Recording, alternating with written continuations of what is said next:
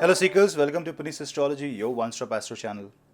Continuing with the moon transit, moon will make its move in the sign of Gemini and in Mrigashira Nakshatra from 7th of April early in the morning till the night of 9th.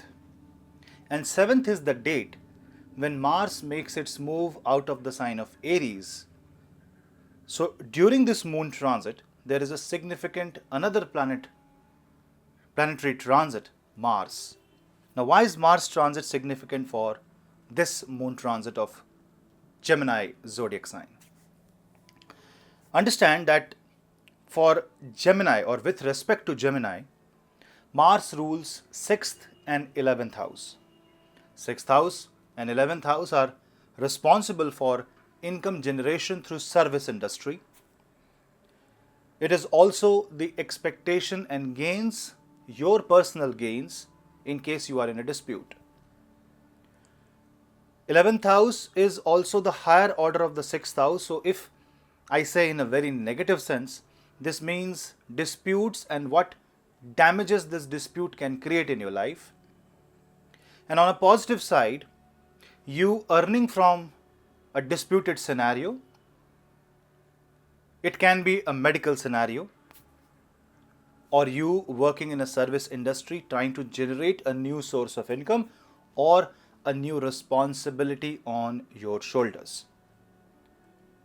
This Mars was in the 8th house and along with Saturn, and now on the 7th, say 10 to 12 hours after the moon transit in the sign of Gemini, the Mangal will move out and move to Kumbh Rashi, the Aquarius zodiac sign, which is actually 9th from Chandra, 9th from Moon. Moon will transit into Mrigashira Nakshatra, then Ardra Nakshatra. And after Ardra, Moon will enter the Punarvasu Nakshatra. Henceforth, Moon will first enter into Marshan Nakshatra and then will completely transit into Rahu's Ardra Nakshatra. Now observe the position of Mars and Rahu. Rahu between 7th and 9th is in the sign of Taurus, which is the 12th from the moon. Therefore, it is in the subconscious of the Chandra. That means the subconscious of your own mind. I will say super subconscious. And when Mars enters Aquarius, Mars with 4th aspect will now start watching Rahu. That means you will have this inherent desire to change your destiny through hard work, through willpower, and now something that was stopping you will no longer stop you anymore. It will give you the courage and the strength, and you will have this tendency, or I will say this restless desire to get out of the comfort zone and start acting.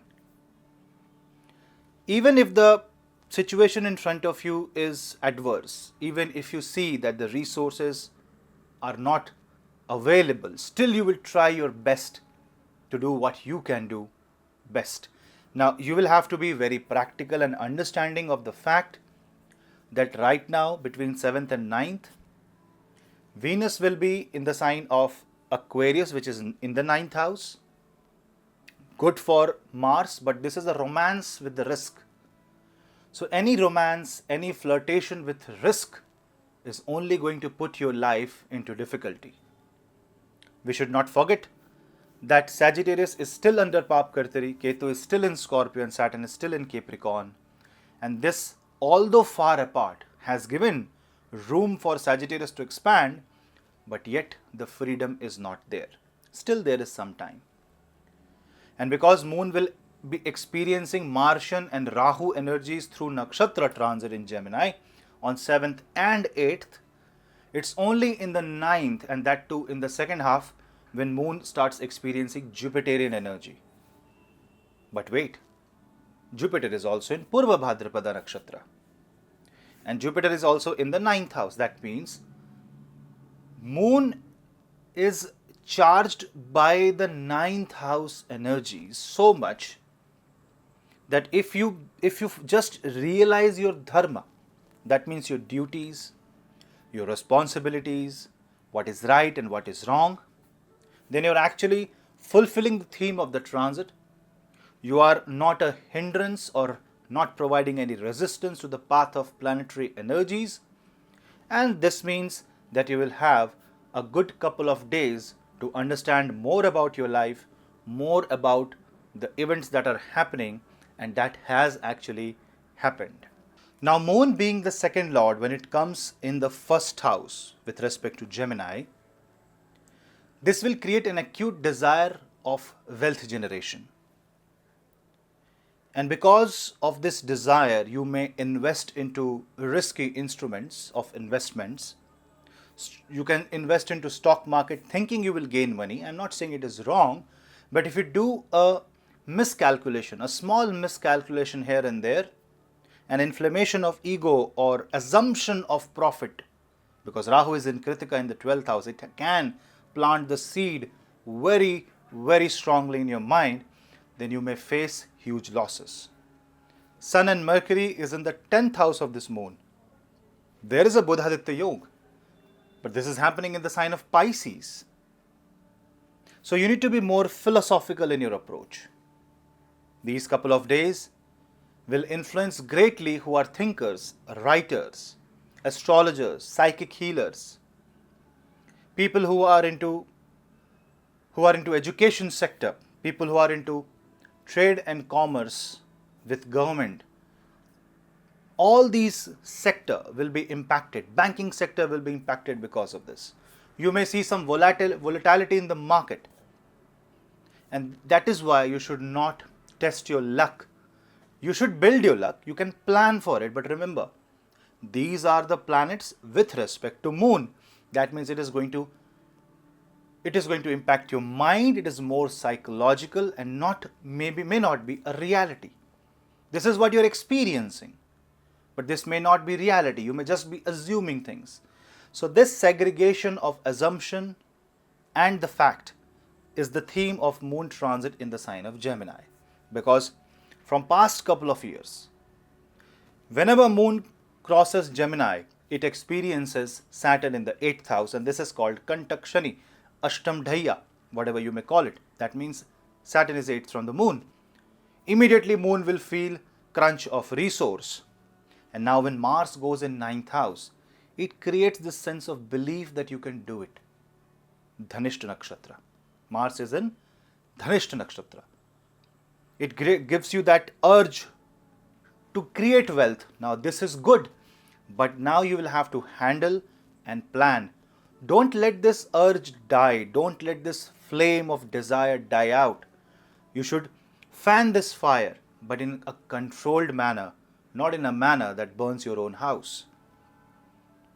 Jupiter and Venus there will give you the knowledge of both sides. Jupiter will give you the sattvic angle, Venus will give you the rajasic angle. And Mars, well, it is said that Mars is tamasic. When Chandra finds Rajo, Tamo and Sato Gun, all three gunas in the 9th house, naturally it becomes extremely important for you.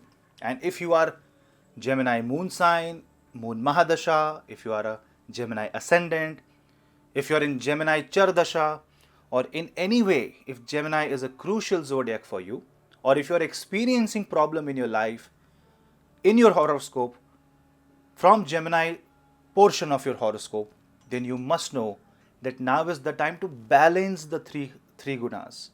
That means not only you will have to focus on the sattva and improve it, not only you will have to focus on the rajas and control it, but also you will have to focus on the tamas and put it down. How can you do that? 9th house is dharma. Read scriptures, read Bhagavad Gita, read Vedas, whatever you can, whatever scriptures you want to, just read. You will get your answers through spiritual knowledge. Maybe there will be contradicting belief. People will suggest you something that you were not expecting as a reply, but that is what the theme of this transit is. You cannot just make things go your way just because Mars has moved in the 9th house and starts influencing your subconscious. And there's a definite belief that harm will not reach your way, But that is not true. Ketu is still in 6th, Saturn is still is in 8th. So it's more like a warning transit that if you are balancing the 3 gunas, everything will be brilliant for you. But if you're not, then it can create some trouble, because in the next month's moon transit in Gemini, Saturn will no longer be in the 8th house, Ketu will no longer be in the 6th house. So first let them move apart and then plan for a risk. From 7th to 9th, focus more on the Shiva's energy, listen to Rudrashtakam, and also you can chant Om Namo Bhagavate Vasudevaya, and you can also chant Hanuman Chalisa, Durga Mantra, Durga Shaptashati, just to balance out the energy. And in case of any trouble, you will need a guru, guide, mentor. Overall, I will say this is a transit of brilliance for Gemini moon sign. And this is a transit of brilliance because this gives you the awareness about what is right and what is wrong. And this awareness is nothing but dharma. Make the best use of this transit, and you will see that you will be able to experience something unique while moon will move in Gemini zodiac sign. So that was a quick take on the moon transit in the sign of Gemini. I hope you liked this video. Please post your comments and your views and suggestions in the comment section below. Please subscribe to my channel, hit the bell icon, and for consultations, please drop me an email. I have opened a Telegram channel where I post all the links, and short videos will come soon. So follow there, and you can also follow me on Instagram and Facebook for reels, posts, and some new interesting stuff. Thank you for watching Punneits Astrology. We'll meet in the next video. Till then, namaste.